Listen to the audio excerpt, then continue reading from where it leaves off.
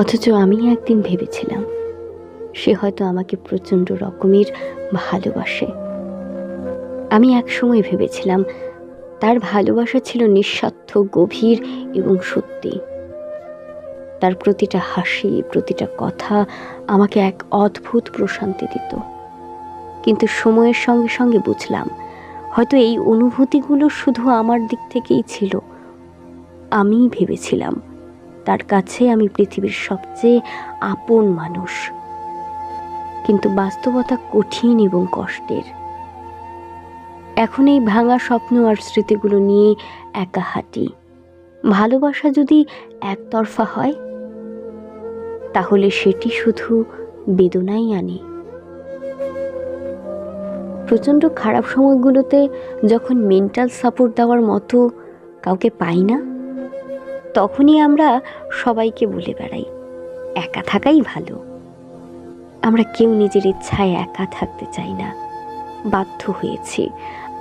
আশেপাশে অনেক মানুষ, কিন্তু কেউই আমার না। এসব যখন টের পেয়ে গেছি, তখন থেকে আমরা নিজেকে এবং অন্যকে বলি একা থাকা ভালো। অভিমান মানে দূরত্ব নয়, অভিমান মানে ফিরে আসার অপেক্ষা। কিন্তু সবাই অপেক্ষা বোঝে না। কেউ কেউ অভিমান ভাঙানোর সাহস রাখে, আবার কেউ চুপচাপ সরে যায়, যেন কিছুই হয়নি। অভিমান ভালোবাসা বাড়ায়, তবে অবহেলা সেটাকে বিষিয়ে তোলে।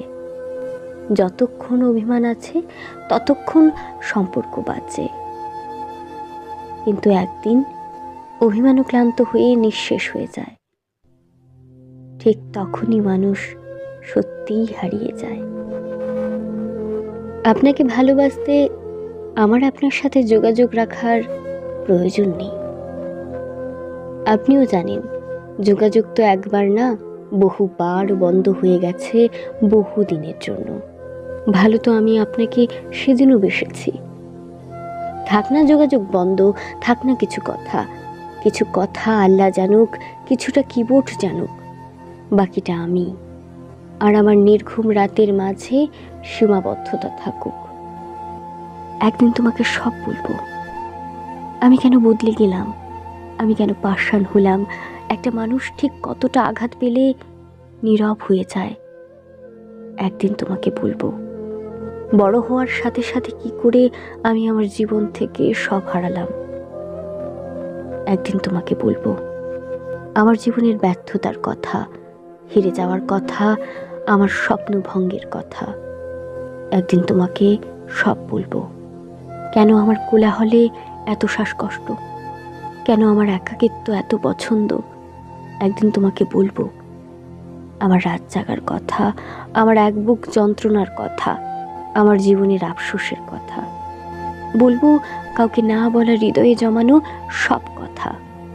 হয়তো অনেক দেরি হয়ে যাবে, হয়তো কোনো লাভ হবে না, কিন্তু তবুও তোমাকে বলবো আমি কখনো কারোর জন্য পারফেক্ট হতে পারিনি। আমি এখনো কারোর জন্য পারফেক্ট না। আমি ঠিক মানুষকে যতটা নিজের মনে করে ভাবি, তারা আমাকে কেউ কখনো নিজের মনে করে ভাবেনি।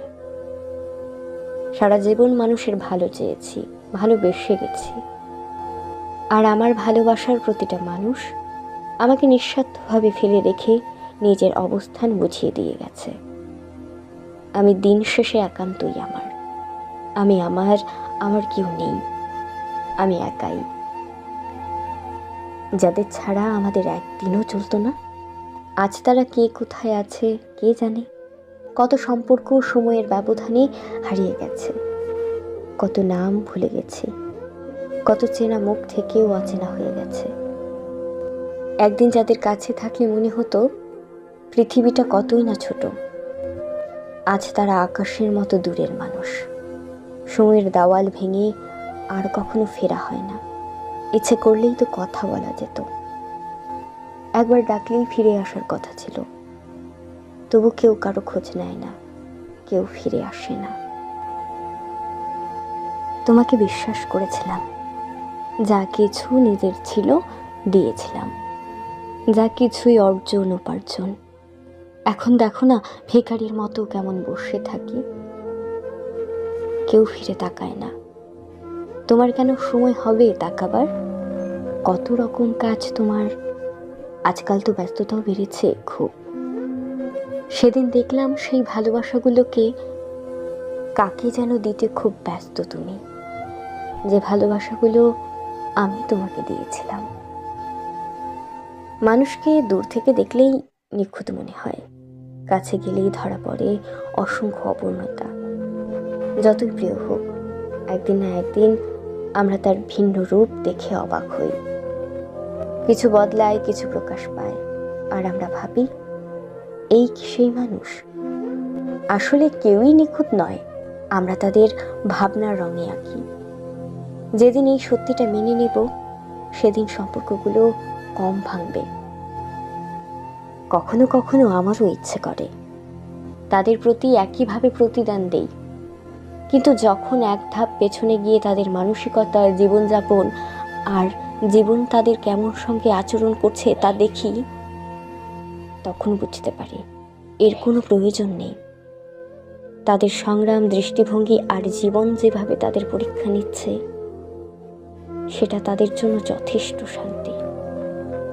কিছু জিনিস নীরবতাতেই জেতা, কিছু জিনিস নীরবতাতেই জেতা সবচেয়ে ভালো।